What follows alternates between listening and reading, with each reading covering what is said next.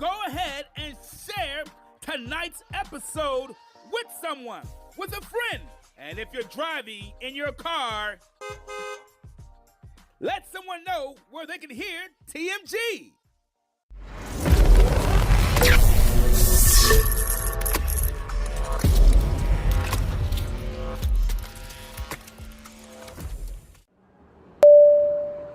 It's time to get on board. TMG is taking off. Hi, everybody. Welcome to TMG. I'm your host, Travis Patton Sr. I enjoy discovering and sharing real-life moments of inspiration from everyday people. And this show is about finding moments of inspiration for our everyday lives. And look, and if you're going to tell me something, then tell me something good. Hi, everybody, and welcome to a brand new episode of TMG. I'm your host, Travis Patton Sr. Hey, look, guys, do me a favor real quick. Don't forget to visit, share, and like our YouTube page. That's Tell Me Something Good with a capital T. And as always, I want to give a huge shout out to my biggest supporter, my biggest fan, my lovely wife, Nicole. Hey, girl, how you doing? I know you're watching. I know you're listening. Man, I'm excited to be here today, tonight. If it is Thursday, then that must mean TMG is streaming. And I'm so glad you decided to join us tonight, wherever you're listening. If you're listening in Spain, if you're listening in Nigeria, if you're listening in Japan, if you happen to be listening right now in Mexico or in Canada, I want to take this moment to tell you thank you very much for tuning in. And you say, well, Travis, man, I've been listening to you for the 4 years that you've been streaming. Thank you so much for streaming. Thank you for watching. Thank you for listening. I really appreciate you. I really mean that. And if this is your very first time tuning in, your very first time listening to the show, do me a favor, go ahead and type the word new in chat. Yeah, N-E-W. Or maybe if you're driving and you're listening to this for the very first time, just say it out loud. I'm new. But thank you to all the new listeners and new visitors to the show. Guys, this tonight's episode is going to be one that's going to be really good. It's going to be heart-touching, informative, and it's going to change your life, guys. I promise you that. I know it will. It's going to be an amazing episode. Let me get some things out of the way so we can dive into the meat of this episode. Now, everybody knows that this show is all about finding moments of inspiration for our everyday lives, like with you and with me. So if you have an inspiring story that you would like to share and maybe come on a show, drop me an email at tellmesomething21@gmail.com. And you say, well, Travis, I know someone or I know an interesting topic to talk about, but I don't want to come on a show. I'm a little camera shy. That's okay. Still drop me an email at tellmesomething21@gmail.com. And you can even remain anonymous if you like. There you go. Guys, you know there are a couple affiliate sponsors that help support the show. And I want you guys to visit our sponsors.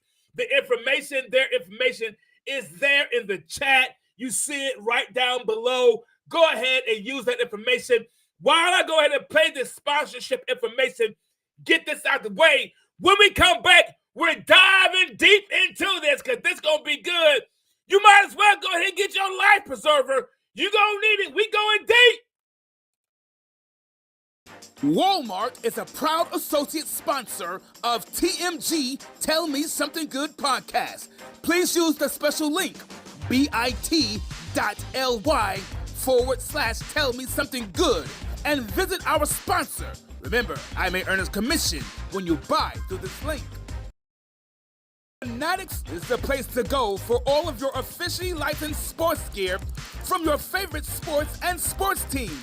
Use the special link bit.ly/tell-me-something21 and pay a visit to our sponsor today.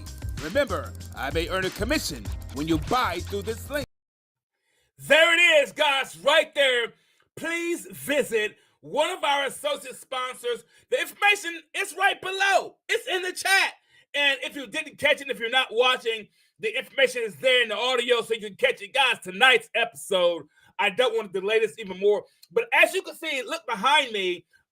April is very special. April is not only is it World Autism Awareness Month, but April shares a moment with April is National Child Abuse Prevention Month. Yeah, that's right. They both go hand in hand. If you believe it or not, a lot of children suffer the hands of child abuse because they may have a disability or they may be on the autism spectrum. And guys, sometimes that does go hand in hand. And I'm going to provide some brief information. Guys, listen, around 1 in 36 children has been identified with autism in the United States, according to the CDC. And around 1% of the world's population has autism spectrum disorder. Now, that's more than 75 million people, according to research conducted by the CDC, that 1 in 100 children are diagnosed on the autism spectrum disorder. That's to do our part. We can spread the word of awareness, inclusion, and equity by discovering ways to help in our local areas. Guys, tonight's episode, if you've been waiting on pins and needles, tonight's episode, guys, is entitled Lifeline. Yeah, tonight's episode is entitled Lifeline. And I know we can go some places with that. Have you ever thought about becoming a lifeline for some people? I know in your life, maybe you're that member in your family who they always ask to help out. Then you are the lifeline. You're the one they always come for the answers. You're the one they always come for the solution. You are their lifeline. 5,788. Yeah, it's a big number. Now, this is not the number of times that someone has walked through the doors of their favorite place to eat.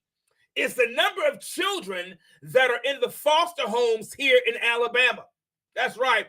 In fact, nationally, guys, 740 children enter foster care every day. That's one child every 2 minutes.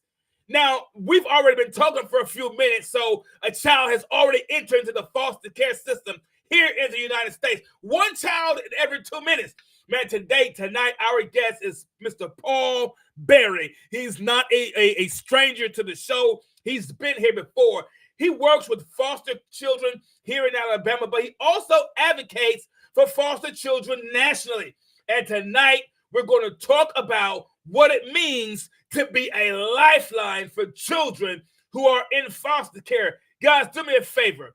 Give a huge TMG welcome for our very special guest, Mr. Paul Berry. What's up, Paul? How you doing? I'm doing great, man. It's always good being at a place where something good is being told. That's what I'm talking about, Paul. Tell me about it, man. Always something good being told, man.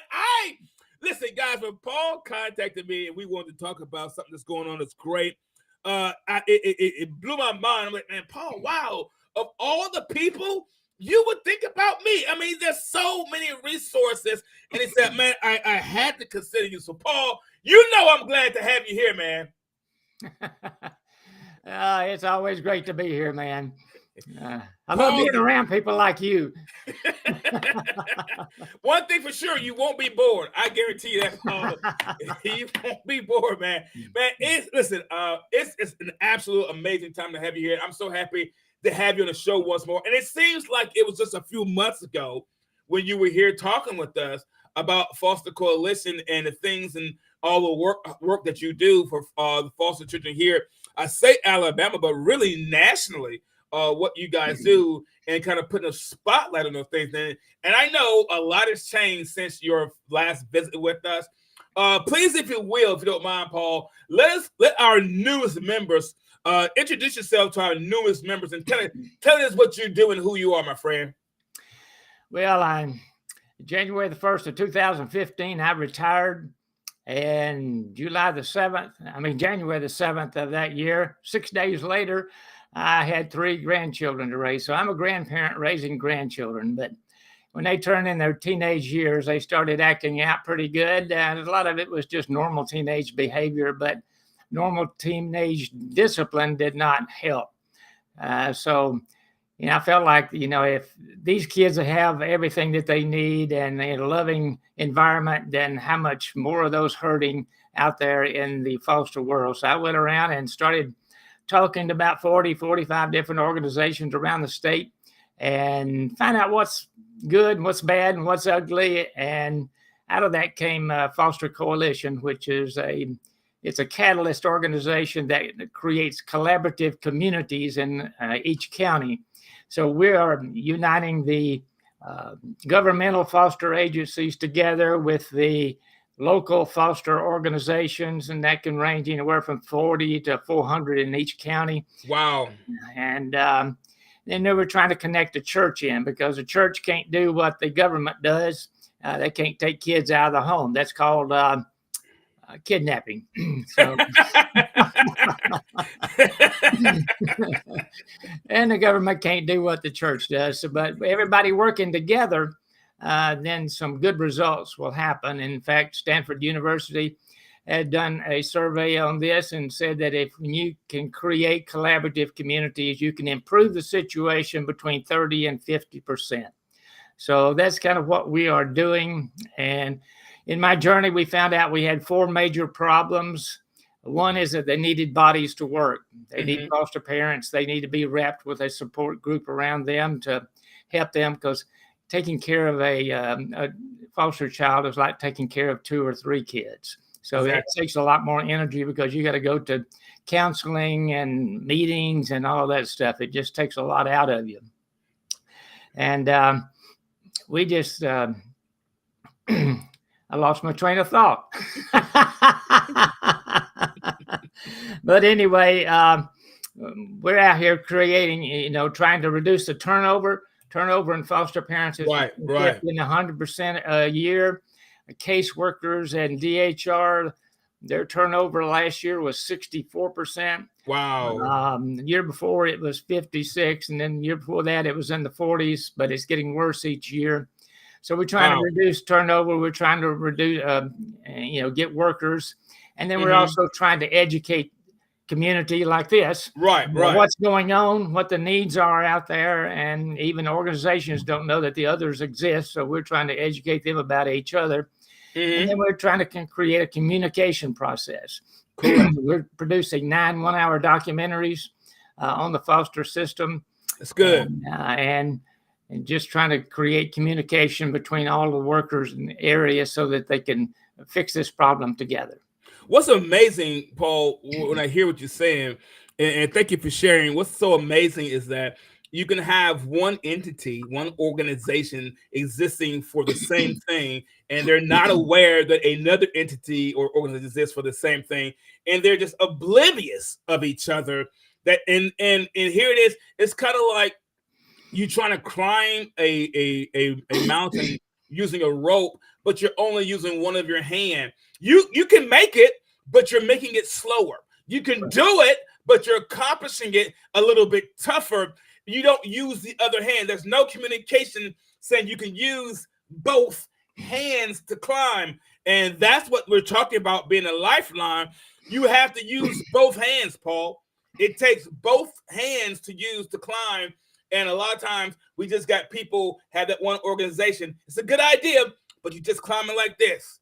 And you wonder why there's just a strain on the system, and a strain because it requires more than just the government. It requires more than just the church. It requires more than that. It requires the community and everyone involved to build that bridge of communication so that we can understand that we can climb this thing together and we don't have to do it by ourselves.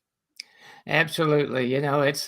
A lot of people think, it's kind of like throwing two people in the water that can't swim and trying to save each other. That doesn't work. But everybody can do something. There You you may go. not can do everything, but you can do something. You can do something, man. That's a great point. I think previously when you were here, I remember the episode very vividly. Previously on the show, you mentioned some what I call uninvolved factors. You mentioned some uninvolved factors, meaning the child had no part in it. As a reason that they're in foster care, I call them uninvolved factors. The child wasn't involved at all. They had nothing to do with it. Whether because the child was acting out, wasn't because the child, was making bad grades or anything like that. They was running away. None of those. There's uninvolved factors that contribute to children in foster homes. For example, parents may be on drugs, house not settled, no close relatives for them to be placed with or housed with. From your experience, Paul, what may be some factors or reasons that either prevent or cause reluctancy of a person becoming that lifeline for some of these children? Well, I think a lot of it is they've heard a lot of bad news about the foster world, and some of that is true, but there's a lot of good stuff. Well, I can say one positive thing about this whole system is I have never met so many loving, caring, compassionate, understanding people that are trying to help these children. And so there's a lot of people doing it, but again, they may not know how to do it every way. But they're afraid. Most people are, because of the press, they're afraid to get into it. So and also handling the kids. People are not really trained the way they should be, and therefore they walk into a bad situation. They weren't prepared for that, so they throw up their hands and quit. So there's a lot of the structural problems out there, but we're trying to get between all of that and fix what we can. Absolutely. So so to me it sounds like just either misinformation from individuals about the foster system, and that misinformation causes reluctancy, or maybe it's just don't know enough about it. They don't know anything about it. Don't know anything. And when you're teaching or working with a child, like a teacher. I have a daughter that is a teacher. I have 2 grandchildren that are teachers. I have a sister-in-law that is a teacher. And they've talked so much about a child acting out in class, and it's disrupting the class. And they have trouble teaching because of that. And the way that they're handling it is totally wrong, because handling it in a disciplinarian type way actually doesn't help their child, because they don't understand why the children are doing what they're doing. And that's what it's all about. It's about looking beyond the behavior and trying to find the why, find the reason why. What's going on? Why is this child misbehaving every time they come to school? What is it about this environment that's a trigger for this child? What is it about, if I as a teacher, if I'm an educator and I correct this child, what is it about that's a trigger to that child? What's it really triggering? It can't be because I say, hey, have a C in class. What is it triggering? Well, the triggering is, you got to understand where they're coming from. And when a child comes into the foster system, we're all searching for security, acceptance, and significance in our life. These kids will ask themselves one of 3 questions nearly every day. One is, will I lose one or both of my parents to death, divorce, addiction, prison, or desertion? That's their security. So wow, trying to provide that as a foster parent, that's their big job. But secondly, they'll ask, why am I on this earth? I'm not important. I have no value. Nobody cares about me. Come on. I don't care what I do. So that's their significance. They don't know why they're here, and they don't believe that they're important. And thirdly, they will ask themselves, will I ever find someone that will love me as much as I love them? And they're all searching for love, and we all are, but a lot of times it's looking for love in all the wrong places. But it's these kids are getting passed around from foster parent to foster parent, home to home, and it's tough. And that just creates their life worse, and it makes it a worse situation. Absolutely. And I've interviewed 27 of these youth that have aged out of the system, and they told me all of their horror stories. They lived anywhere from 12 to 30 different living environments. They abused in a lot of cases, and on and on and on. They didn't learn to drive until they were 25. Wow. They all have a free college education, but only 3% take it, because they said 70% say they would have taken it if they'd known about it. And then, so at the end, I asked them, what is the one thing that would have made a difference in your life going through the foster world? And they said that if I just had one person that would have accepted me the way I was, give me some guidance about life, and would not have deserted me, would have made all the difference in my decisions. And there was only 2 people out of that 27 that had anybody that they could talk to from their past. One was a previous foster parent, and the other one was a teacher. But it meant a lot to them. But that's the world that they live in. They're suffering from trauma and behavior issues. And one lady said, I knew what I was doing was wrong, but nobody cares about me. What difference does it make? Yeah, no. Why change my behavior? Nobody even cares if I even exist. So why change my behavior? Yeah, that's right. So they're struggling through life,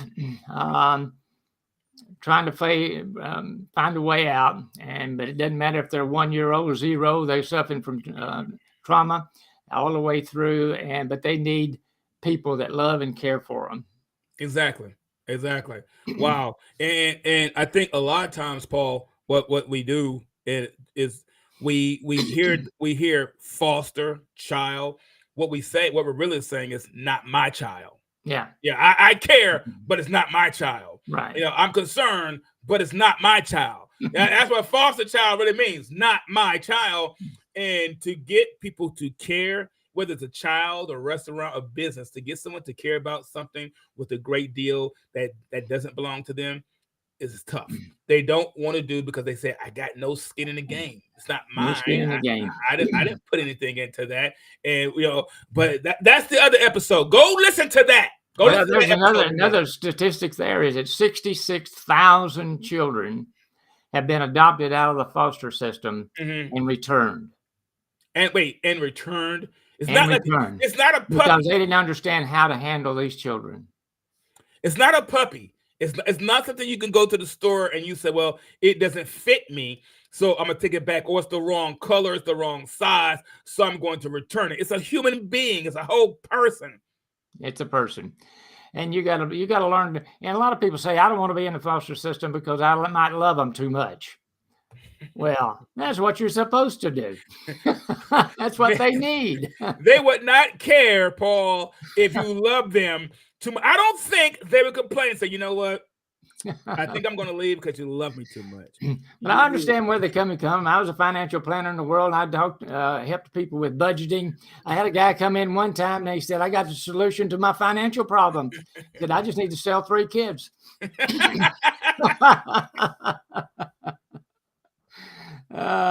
So these kids, it can put a strain on you financially and otherwise, but love overcomes a lot of things. Yeah, absolutely. If you can love them, you can get through it all.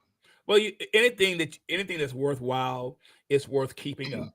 All right. And if you're not doing something for somebody else, you're not going to have joy in your life anyway. Absolutely. If everything that you do, man, Paul, please, if everything that you do is self-serving, if everything you do, you are the very center and the very core of that, you're going to live a pretty miserable life because it's going to cut off. And the reason I say that, because yes, I can say that. You will live a pretty miserable life because you're going to cut off and limit relationships that you could have that could enhance you a whole lot better. You might, if you're going to do that, you may as well go in the room and lock yourself in the door and never come out. That's essentially what you're doing. You're cutting yourself off from other relationships that can help you. You cannot do it all by yourself. Man, the organization, Paul, that you are a part of, Foster Coalition, you guys have a major, from my understanding, you guys have a major event taking place very soon, from what I understand. Tell us a little bit about it and how can people attend this auspicious event, my friend?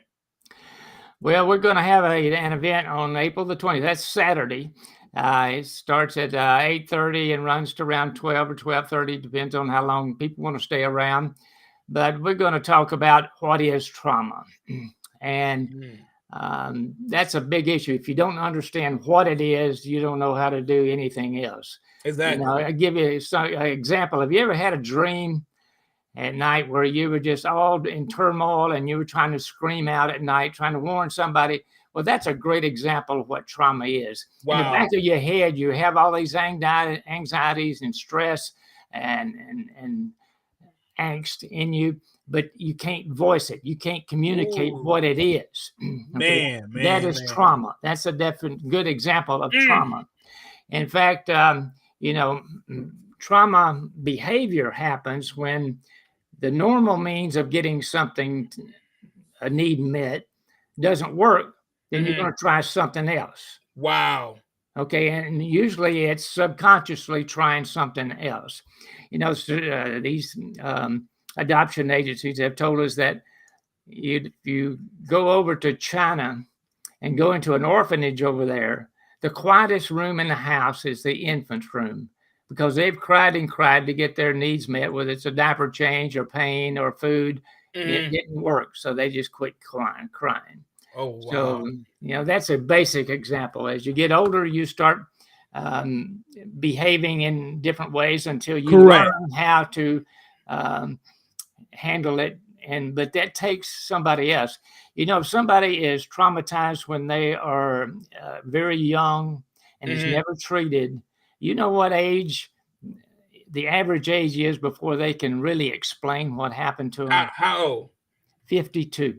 You're kidding me, Paul. Wait, Paul, you mean tell me a child can be traumatized at age 2 and they may not be able to adequately, we ain't talking about it, but adequately deal with that, get it out, express it, is 52 half their life? That's a long time to live with trauma and trauma behavior, especially if you're a spouse of that person. You're not knowing why they're acting in the way they're doing. So it affects relationships all of their life. So understanding what trauma is and getting it treated, and there's not a lot of places to even get treatment. And that's the reason we're having this trauma education conference. We're teaching foster parents, grandparents raising grandkids. In Alabama, there's 230,000 grandparents raising grandkids. And we're teaching teachers, counselors, church workers, even youth workers, as to how to recognize what trauma is. And then how do you identify that by their behaviors? Because they're either going to do a fight, flight, or freeze behavior. You got to learn what that looks like. And then lastly is, how do you deal with it? If you deal with it in a disciplinarian way, it's going to make their life worse, and it's going to make the caregiver's life worse. So if a teacher is dealing with this and they're just doing timeouts and sending them to the office to get treatment or behavior issues handled, then it's just going to make their life worse, and it's going to make the teacher's life worse in the classroom. So you got to understand what it is, how to recognize it, and what to do about it. So we got about 3.5 hours of continuing education for foster parents and teachers, and even nurses have called and asked if they qualify for that. And we said, sure. And so we got other grandparents. We have a small group that we run that's grandparents raising grandkids and trying to work through, because it takes 3 years for a grandparent to learn how to be a parent again. Wow. And so that just creates more trauma behavior for them. So we're trying to get them educated. We got some very good people coming in to teach. Got a counselor that's coming in to talk about what is trauma. And then we got Baptist Children's Home coming in as how do you parent that? Right. And as a teacher or as a foster parent or a grandparent. And then we have another group coming in that's going to talk about the older age group, about the adolescents and how they're behavior, what it looks like and how to handle that. Right. And even those that are aging out, what kind of things that are experienced there if nothing is been treated. So it's got to be treated. And to do that, people have to know What all it is. about trauma. And even there's the lady that created this was a psychologist down at Texas Christian University at TCU. And I recommend any foster parent or a teacher or a church worker go get educated about that. It's a 7-hour class. Yeah, it costs $75, but it's certainly worth it because it's going to make your life better and the kid's life a lot better. And the child's life a whole lot better. That's right. That's right. It's not going to go away, so you might as well learn it. So let me make sure I get this straight, guys. You can see the information on the screen. I'm going to go ahead and say it for those who are not watching, who are maybe at work or at home, and you're driving in your car, and you're going to tune into this episode a little bit later, so you can attend it here. It's going to be here in Alabama. It's going to be April the 20th. And it's going to be a trauma-informed care training conference at Oak Mountain Presbyterian Church. That's located at 5080 Cahaba Valley Trace here in Birmingham, Alabama, 35242. Registration opens at 8 a.m. and the event begins at 8:30 a.m. So join in. Now, did I catch it correctly, Paul, that you said this is a continuing education, that those who are teachers, who are in the medical field, who need those continuing education credits, they can actually attend your event and get that credit? That's right. And they just we'll send it to them as an email, send the credit to them or the certificate, whichever one they qualify for. So, wow. So it's easy to do and easy to get, and you're going to be glad that you did it. And if you got people out there that can't attend or it's too far for them to come, they can just email us at info@fostercoalition.org, info@fostercoalition.org, and just tell them that you couldn't make it, but like a copy of this event, we're going to video it all, so we'll send it to you. And we're just glad to do that. And also, if you can't make it and you maybe would like to do this in the future, because we're going to be doing them all the time, just send us your email so we can put you on the list to notify you when the next one comes up. And if you want to attend it, you can register and come in. So anybody that wants to come in, just go to fostercoalition.org and register, because we need to know how many goodie bags to make. And so we can have the information there to send you a certificate or continuing education videos. We have a bunch of other things that we can help you with. Awesome. And there's the email address right there. So for those who may be listening to this and you're not in Alabama, you say, well, I would love to attend it. I would love to see that. Guys, you can just email them at info@fostercoalition.org. Is right there, info @fostercoalition.org, all one word. There it is right there on your screen.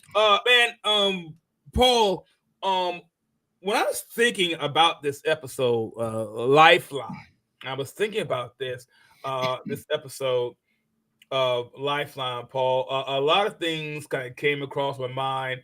A lot of things kind of ran through my mind. I kind of want to throw out a definition for the word lifeline.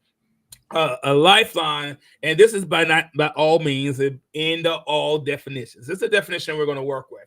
A lifeline is a thing on which someone or something depends, or which provides a means of escape from a difficult situation. How does this symbolize the need for what you see play out in the lives of children in foster care daily? Well, again, when a child comes into the system, they're coming out of a hard place where they've been abused, neglected. We've had stories of kids put in a closet and locked for 3 days while the parents went out on a drug binge, and they come from hard places. And when they can go into an environment like a foster parent, and where they're loved and accepted and cared for and not abused, it's kind of a scary thing for them, but because they have to learn what normal is all about. And Right. if you can provide that, or if you wanted to be a mentor to an aging out child, where you can take them to a ball game, take them out to eat, teach them how to drive, how to get a job, how to keep a job, how to quit a job, and career assessments about what are they made to do. Right. And so they can get training for that, so they can be out on their own, independent, and make it. Where right now 20% are immediately homeless when they age out.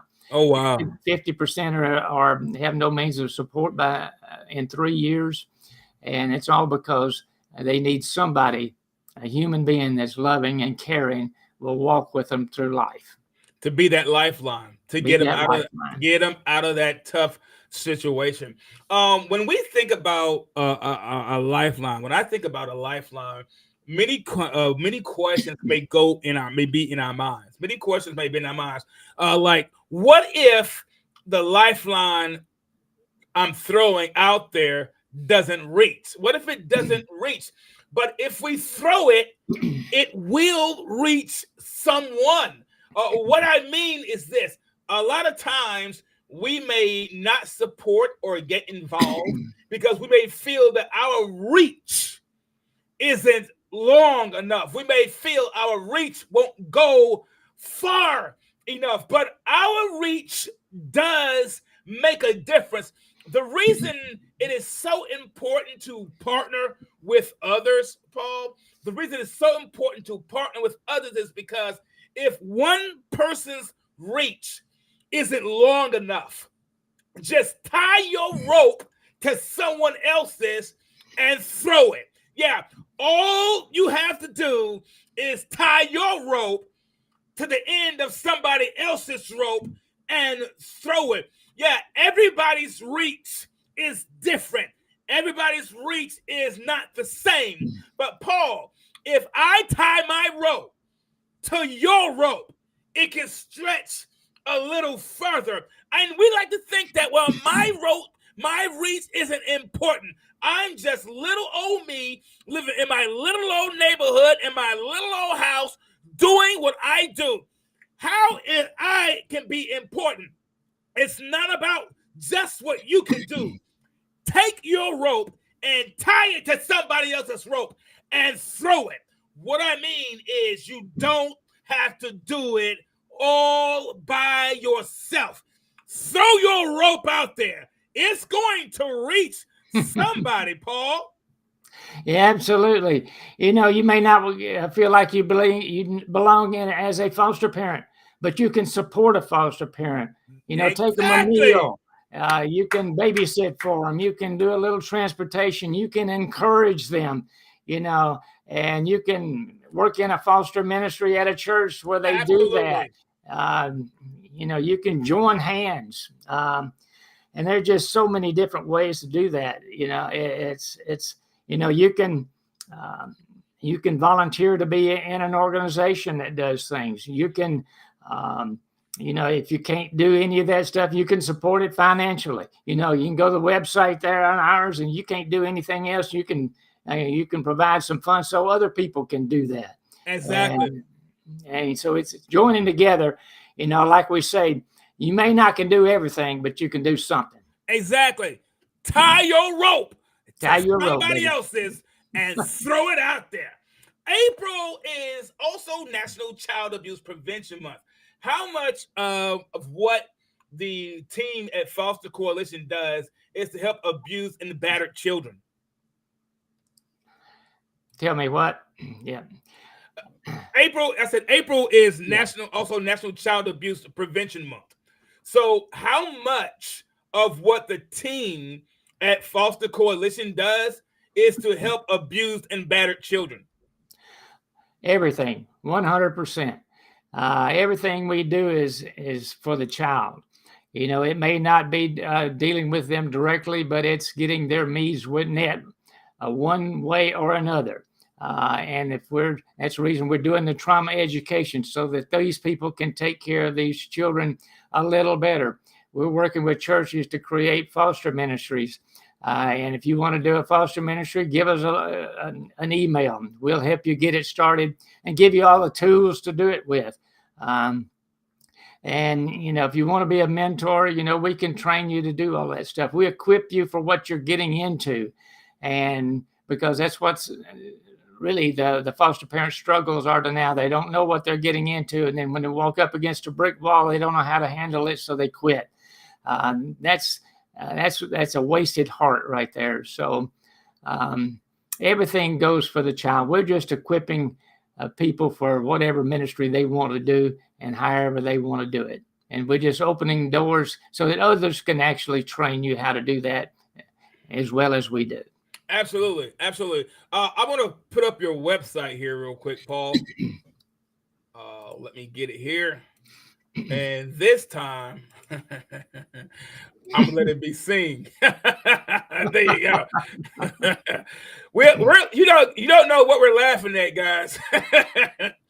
This time it can be seen, but this is your website, and this is where you can go and you can look at the special events and everything that's occurring. And this is where you can donate right here. All you gotta do is click and donate. So what I'm gonna do this real quick. I'm gonna take it off real quick, and I'm gonna do this real quick, guys.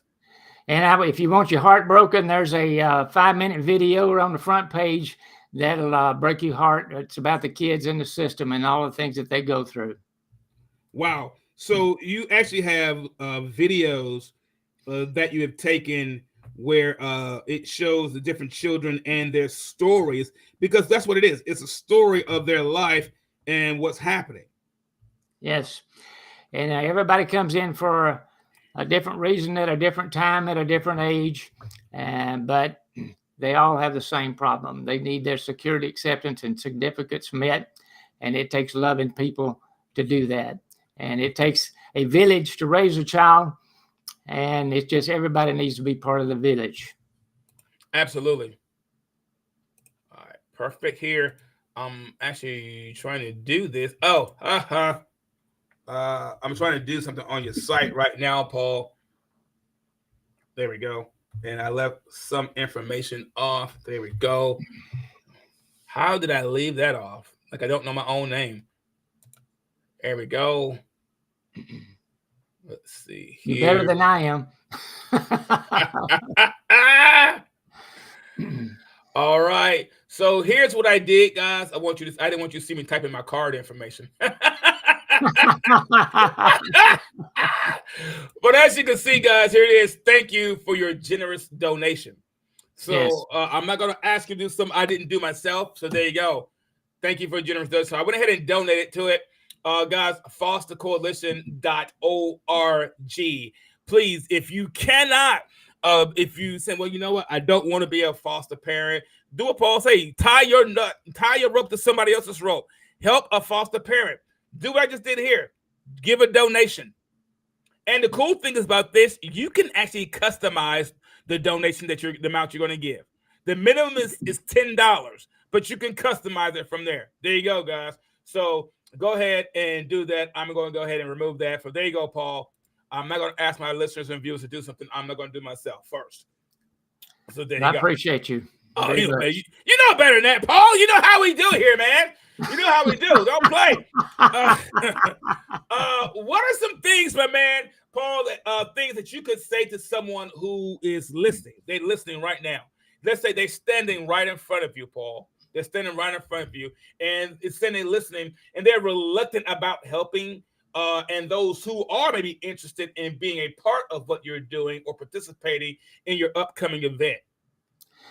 Well, I guess my story is if your heart's being touched, you need to be doing something one way or the other. And like you said, you can tie yourself to a rope and follow and help and support.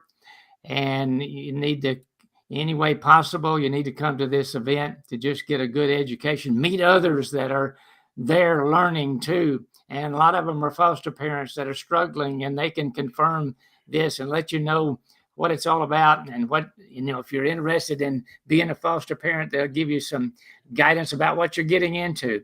And that's very important. But, you got to walk together with others, and you can't do this alone. So come see others, learn from others, and do with others.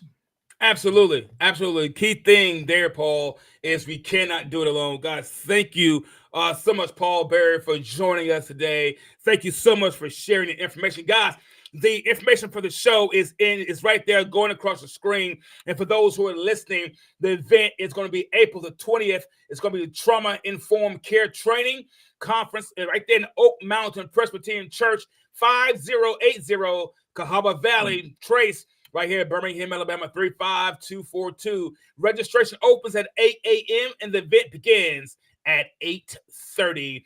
Guys, thank you so much, Paul, for being part of the show. Paul, anytime you have an open invitation, you guys got something going on, don't hesitate to ping me, man. Let me know, and I can definitely get behind it and push it and get you guys out there, man. I actually believe in what you guys are doing. I appreciate it very much, and we really like to go where good news is told. See what I'm talking about? Paul know what to say, man. Paul know what to say.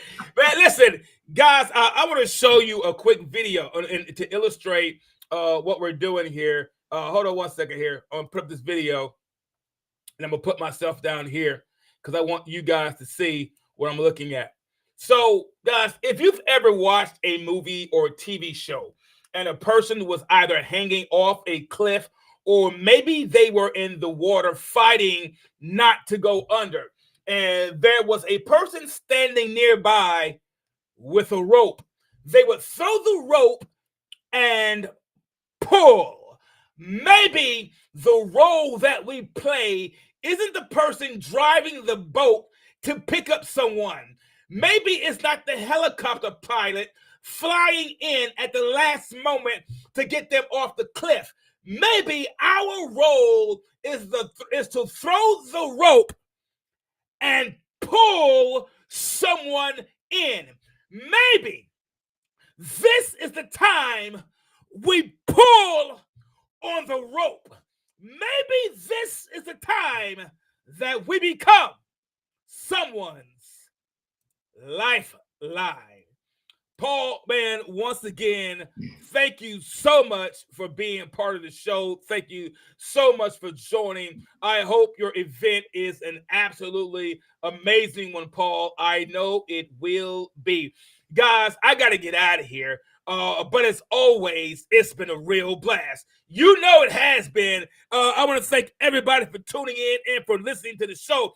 Listen, you can stream each episode right here every Thursday and watch it 6:30 p.m. Central, 7:30 p.m. Eastern to listen to the show. Or you can stream it on your favorite listening platform like Apple Podcasts, Spotify, Pandora, iHeartRadio, and so many others.